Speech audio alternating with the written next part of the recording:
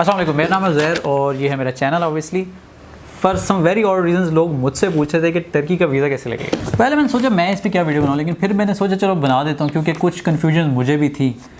अब big disclaimer, मैं कोई वीज़ा कंसल्टेंट नहीं हूँ, मैं सिर्फ गया था। मैं अपने उस एक्सपीरियंस की बेस पे बता देता हूँ जो मेन पॉइंट्स थे टर्की का विज़िट वीज़ा लेने के लिए। अब क्योंकि हम इतनी मेहनत करके ये वीडियो बना रहे हैं तो इसके साथ में कुछ ऐसी चीज़ें भी कवर करूँगा जो थोड़ी यूज़फुल हैं, जो लोग पूछ रहे थे। उनमें था कि वहाँ पे क्या कास्ट आती है खाने की, ट्रांसपोर्ट की और होटल वगैरह, मतलब कास्ट वगैरह क्या आती है वहाँ पे रहने सहने की, क्या सीन है, वो भी मैं इसी वीडियो में बता दूंगा। अच्छा, इस वीडियो की मैंने टाइमलाइन भी क्रिएट कर दी, आप डिस्क्रिप्शन में देख सकते हैं। अपनी डिज़ायर्ड टाइमलाइन पे भी जा सकते हैं ताकि आपका जो कीमती टाइम है वो ज़ाया ना हो। तो फिर फर्दर टाइम वेस्ट ना करते हुए let's start the video. According to me दो बातें थी जो बहुत इंपॉर्टेंट है इस पूरे प्रोसेस में। एक जो फर्स्ट है वो ये है कि आप जेन्युइन टूरिस्ट होने चाहिए, और सेकंड बात ये है कि आपके पास पैसे होने चाहिए।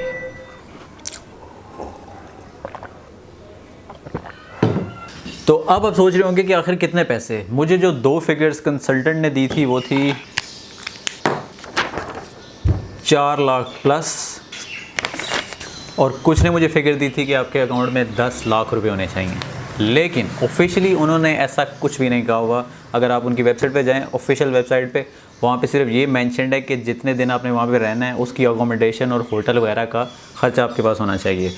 तो जो 4 लाख वाला फिगर है प्लस वो इनफ है। और जेन्युइन टूरिस्ट होने का ये मतलब नहीं है कि आप पूरी दुनिया घूमे हुए हैं, उसका सिर्फ मतलब ये है कि आप वहाँ पे टूरिज्म के लिए जा रहे हैं। तो अब बात करते हैं इंपॉर्टेंट डॉक्यूमेंट्स की जो आपके पास मस्ट होने चाहिए। नंबर 1 ऑब्वियसली पासपोर्ट, जिसकी वैलिडिटी 6 मंथ लाजमी हो।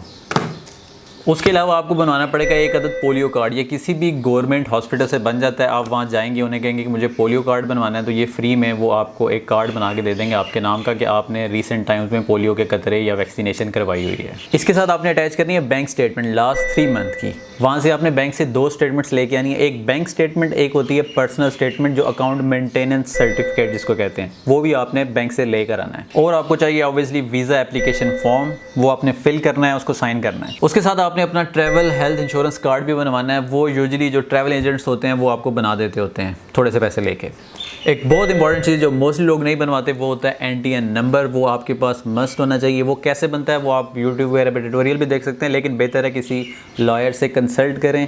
शायद आप टैक्स ना देते हो या आपका टैक्स बनता भी ना हो, लेकिन NTN होना लाजमी है। उसके लिए टैक्स देना लाजमी नहीं होता, सिर्फ NTN नंबर होना लाजमी है। फिर एक और चीज़ होती है पर्सनल स्टेटमेंट। उस पर बेसिकली आपने एक वैलिडेशन लिख के देनी होती है, उसको कंसल्ट लेटर भी कहते हैं कि ये जो सब कुछ मैं डॉक्यूमेंट्स दे रहा हूँ ये ठीक है और मैं इसकी रिस्पॉन्सिबिलिटी लेता हूँ, इसमें कोई झूठ नहीं है। अगर आप जॉब वगैरह करते हैं तो आपने जिस कंपनी में जॉब करते हैं उनके लेटर हेड पे एक स्टेटमेंट लिख के देनी होती है, और अगर आप अपना बिजनेस करते हैं तो आपने अपने बिजनेस के लेटर हेड पे भी एक अलग से स्टेटमेंट लिख के देनी होती है, जिसमें आपने मेंशन करना होता है आपका बिजनेस क्या है, आपका पाकिस्तान में क्या पैसे कहाँ से आ रहे हैं, क्या हो रहा है, सब कुछ वो उस पर मेंशन करके साथ आपने अपनी डिटेल्स ऐड करनी होती है कि मैं वहाँ क्यों जा रहा हूँ, किस लिए जा रहा हूँ, क्या करने जा रहा हूँ। वो काइंड ऑफ पर्सनल स्टेटमेंट जैसा ही होता है, लेकिन बस वो आपके बिज़नेस के लेटर हेड पे होता है। जो दूसरी पर्सनल स्टेटमेंट होती है वो आप एक रेगुलर पेपर पे भी लिख सकते हैं। इसके अलावा कुछ बहुत ही कॉमन चीज़ें हैं जिनमें फ़्लाइट टिकट्स, होटल रिजर्वेशन और आपकी फ़ोटोग्राफ्स और ऐसी कुछ चीज़ें होती हैं जो वो आपको जो फॉर्म देते हैं उसमें वो सारे स्टेप वाइज लिखी होती हैं डॉक्यूमेंट्स। ये डॉक्यूमेंट्स बेसिकली आपको तकरीबन सब चाहिए होते हैं। जब आप अपने सारे ये डॉक्यूमेंट रेडी कर लेते हैं तो पाकिस्तान में 2 सर्विसेज हैं जिनका मुझे पता है, आप उनके पास ये डॉक्यूमेंट्स लेके जाते हैं। वो बेसिकली आपको एक प्री चेक कर देते हैं और वो अपनी फ़ीस भी लेते हैं। उनकी फ़ीस अराउंड 7,000 है और इन कंपनीज़ के नाम हैं, एक है आई थिंक जेरीज़ और दूसरी है एनाथोलिया सर्विसेज। ये इस्लामाबाद में तो दोनों हैं, बाकी सिटीज़ में आप देख लें। ये लोग आपको हेल्प आउट करते हैं प्री वीज़ा प्रोसेस में। आपकी सारी फाइल चेक कर देते हैं, कोई चीज़ कम हो तो आपको एडवांस में बता देते हैं कि आप साथ ये अटैच कर दें। आपको जो एक इंटरव्यू फॉर्म होता है वो भी दे देते हैं, और इसके अलावा भी जो रिक्वायर्ड डॉक्यूमेंट होता है वो ये लोग पूरा करवा देते हैं, और पूरा करवा के ये लोग ही एम्बेसी में भेजते हैं और इन्हीं के पास वापस एम्बेसी से आता है। और इन दोनों की जो फ़ीस है वो अराउंड 7,500 है। आप दोनों में से जिसे मर्ज़ी करवा लें। मैंने एनातोलिया वालों से करवाया था, आप जिसे मर्ज़ी करवा लें, दोनों की फ़ीस सेम है। जो आपको नज़दीक पड़ता हो उसे करवा लें। जब आप ये सब डॉक्यूमेंट्स जमा करवा देते हैं और वो एम्बेसी में पहुंच जाते हैं, उसके तकरीबन 2 हफ्ते के दरमियान में कहीं पे आपको कॉल आती है और वो लोग वो सब डॉक्यूमेंट्स आपसे वेरीफाई करते हैं। अगर आपने लिखा हुआ है कि मैं बिज़नेस करता हूँ, मैं क्या करता हूँ, मेरी इतनी इनकम थी, ये थी, वो थी, वो सारी चीज़ें आपसे पूछते हैं। वो ये भी पूछते हैं कि आपने टैक्स दिया था, टैक्स किधर है, उसका वो लगाया क्यों नहीं है, साथ वो जो स्टेटमेंट होती होती है टैक्स वाली, वो कहते हैं अटैच कर देते। आप जॉब करते हैं तो वो आपकी कंपनी कॉल करके पूछते हैं कि भाई ये लड़का आपके पास जॉब करता है, आपको पता है ये जा रहा है छुट्टी पे, ये क्या कर रहा है, इसके भाई कितनी पे है, जो कुछ आपने बेसिकली लिखा होता है वही चीज़ें वो वेरीफाई कर देते हैं। और मोस्टली उनको ऑलरेडी वो चीज़ें पता होती हैं, वो रिकॉर्ड से चेक कर चुके होते हैं, वो बस दोबारा आपसे वेरीफाई कर रहे होते हैं कि आपने ठीक लिखा है या गलत लिखा है। तो अगर आपने वो सब चीज़ें ठीक लिखी हुई हैं तो टेंशन की कोई बात नहीं है, बस वो डॉक्यूमेंट वगैरह वेरीफाई हो जाएंगे और आपको वीज़ा मिल जाएगा, मतलब मिल गया समझो। अब अगर बात करें हमारे केस की, तो मैंने क्या किया था, क्योंकि मेरा अपना एक रजिस्टर्ड बिज़नेस है, मैंने बस वो अपने ही लेटर हेड पे सब लिख के भेज दिया था। उन्होंने वही चीज़ें मुझसे वेरीफाई की कि ये किधर है, क्या है, कैसे है, क्यों है। जो मेरे कज़न है वो क्योंकि जॉब करते हैं, तो उन्होंने अपनी जो कंपनी थी उसी के कंपनी के लेटर हेड पे चीज़ें लिखवा दी और उनकी कंपनी में कॉल गई और उनसे उन्होंने वेरीफाई किया कि आपको एम्प्लॉई है, ऐसे ऐसे है कि नहीं है, क्या है, दैट्स इट। अभी शायद आपके ज़हन में ये आ रहा हो कि ना आप जॉब करते हैं ना बिज़नेस करते हैं, तो फिर आप क्या करें। आप भी जा सकते हैं, लेकिन आप ऑब्वियसली फिर अपने पेरेंट्स के खर्चे पे जाएंगे, तो आपको कुछ कंडीशनल डॉक्यूमेंट्स और लगाने पड़ेंगे। वो कंडीशनल डॉक्यूमेंट्स भी मेंशन्ड होंगे, या ये जो मैंने आपको सर्विसेज बताई थी एनाटोलिया और वो जेरीज़ वाले, वो भी आपको मेंशन करके बता देंगे कि क्या आपको रिक्वायर्ड है। अब हम सपोज कर लेते हैं कि जो आपका वीज़ा है वो लग गया है और आपने अब जाना है। अब हम बात करेंगे कॉस्ट की कि कितना खर्चा आएगा। पहले हम बात करते हैं मोटी मोटी कॉस्ट की, टिकट वगैरह, होटल, मोटा क्या सीन होता है। ये वाली कॉस्ट एस्टिमेशन लेने के लिए मैं एक रियल कंसल्टेंट को कॉल करने लगा हूँ और उनसे पूछते हैं कि वो इस बारे में क्या कहते हैं। हाँ भाई, अस्सलाम वालेकुम। इस टाइम तुम्हारी रिकॉर्डिंग हो रही है।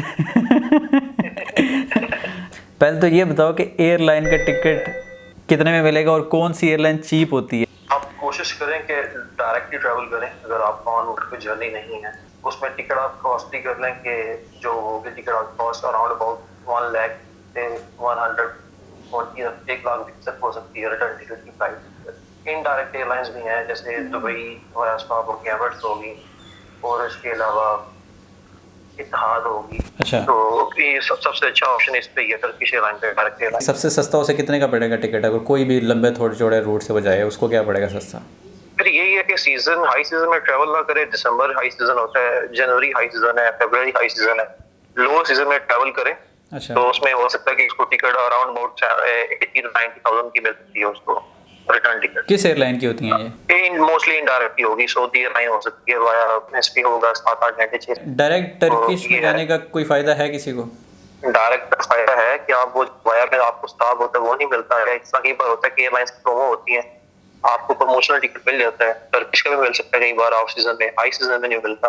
अच्छा, तो ये ऑप्शंस है। होटल की बुकिंग वगैरह जो होती है उसका क्या सीन होता है? आइडिया रखे, जो 4 स्टार होता है वो अराउंड अबाउट 40 to 50 यूरो पर नाइट पड़ती है। ठीक है, अगर आप उसको पीकेआर में कन्वर्ट कर लें तो मेरे ख्याल में कोई 7,500 या 8,000 पर नाइट आप कर लें, एस्टिमेट अच्छे वाले होते हैं। अच्छा, अगर आपने इकोनॉमी वाला पैकेज करना है तो उसमें तो फिर आपको 20 यूरो आपको ये नहीं 3-4 हज़ार पर नाइट मिल जाएगा। उसमें जो स्टैंडर्ड होता है वो काफी फिर लो हो जाता है आपको। अच्छा, वो लो बहुत ही गंदा, मतलब बेकार, कुछ नहीं मिलेगा। सोने के लिए जगह मिल जाएगा आपको, बस एक वो इस टाइप की वहाँ तो वो इवन के शेयर रूम भी मिलते हैं, 3-4 बेड लगा कर दे देते हैं आपको, जिसमें हॉस्टल टाइप नहीं होते। अच्छा, हॉस्टल टाइप।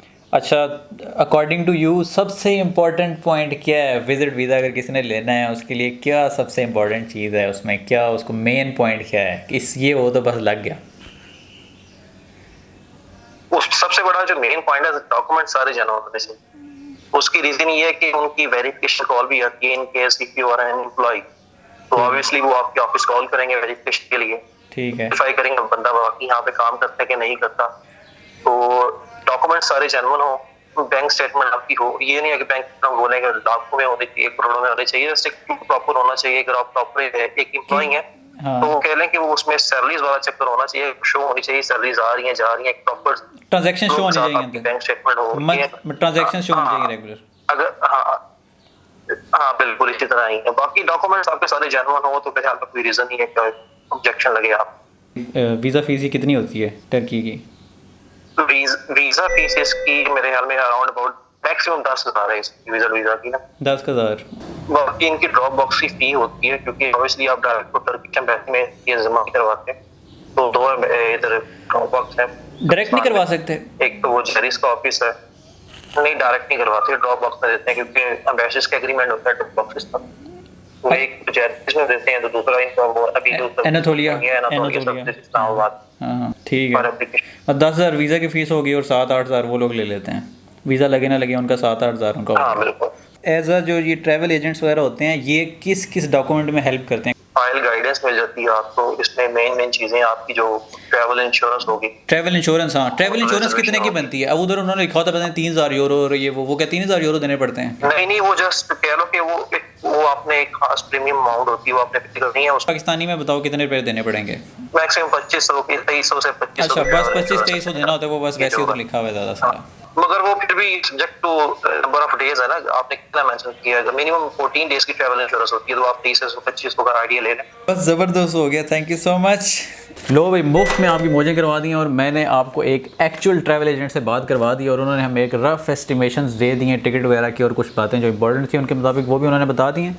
ये मेरे कज़न हैं और इनकी जो कंपनी का नंबर है वो मैं डिस्क्रिप्शन में दे दूँगा। अगर आपने कोई टिकट वगैरह की प्राइस वगैरह पता करनी हो या लेनी हो, वो आप इनसे रब्ता कर सकते हैं। ओके, अब हम चलते हैं एक और बहुत important part of the video पे। वो है कि वहाँ पे जब आप तुर्की पहुँच गए हैं, अब आपकी वहाँ पे क्या कॉस्ट वगैरह आएगी ट्रैवल की और फूड की। स्टार्ट करते हैं बेसिक ट्रैवल से। बेसिकली जब आप वहाँ पे लैंड हो जाएंगे तो वहाँ पर हमने कोई वैसे प्री बुकिंग नहीं करवा के गए थे। वैन वगैरह की आप करवा भी सकते हैं। होटल्स वाले जो होते हैं वो आपको प्री बुकिंग के ऑप्शन भी देते हैं कि वो पिक एंड ड्रॉप देंगे, उसमें वो आपको चार्जेस बता देते हैं। लेकिन हमने बुक नहीं करवाई थी, हमने एयरपोर्ट से बुक करवाई थी। वो हमें पड़ी थी 500 लेरा की और डिस्टेंस था 1 आवर का, अराउंड 60 किलोमीटर्स। वैन एक बड़ी वैन थी, 8 सीटर वैन थी। वो ज़्यादा लोगों के लिए होती है, आप उसे छोटी गाड़ियाँ भी करवा सकते हैं, वो थोड़ी सी आपको सस्ती मिल जाएगी।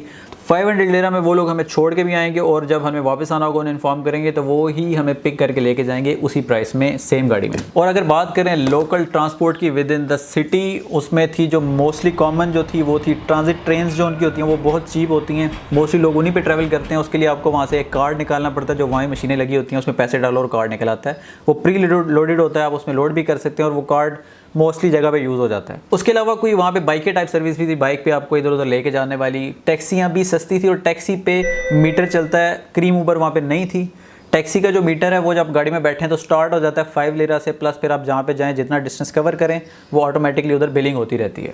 टैक्सीज में ट्रैवल करते हुए जो मैंने नोट किया, जो हमारे बिल बन रहे थे वो मैक्सिमम जो बना था आई थिंक वो 75 लेरा के अराउंड बना था और मिनिमम जो बना था वो 28 लेरा। अगर कोई बहुत करीब डेस्टिनेशन है तो वो अराउंड 20-28 लेरा बन जाती है। थोड़ी ज़्यादा दूर है तो वो 50+ लेराज में आप वहाँ पे पहुँच जाते हैं। अब अगर बात करें एस्टिमेशंस की तो एक दिन में आप मैक्सिमम 3 जगह जा सकते हैं या 2 जगह जा सकते हैं। वहाँ पे आना जाना करके अराउंड आपका 150 लेरा खर्च होगा और ये 4 बंदे शेयर कर सकते हैं अगर आप 4 लोग हैं, क्योंकि आप टैक्सी में जा रहे हैं।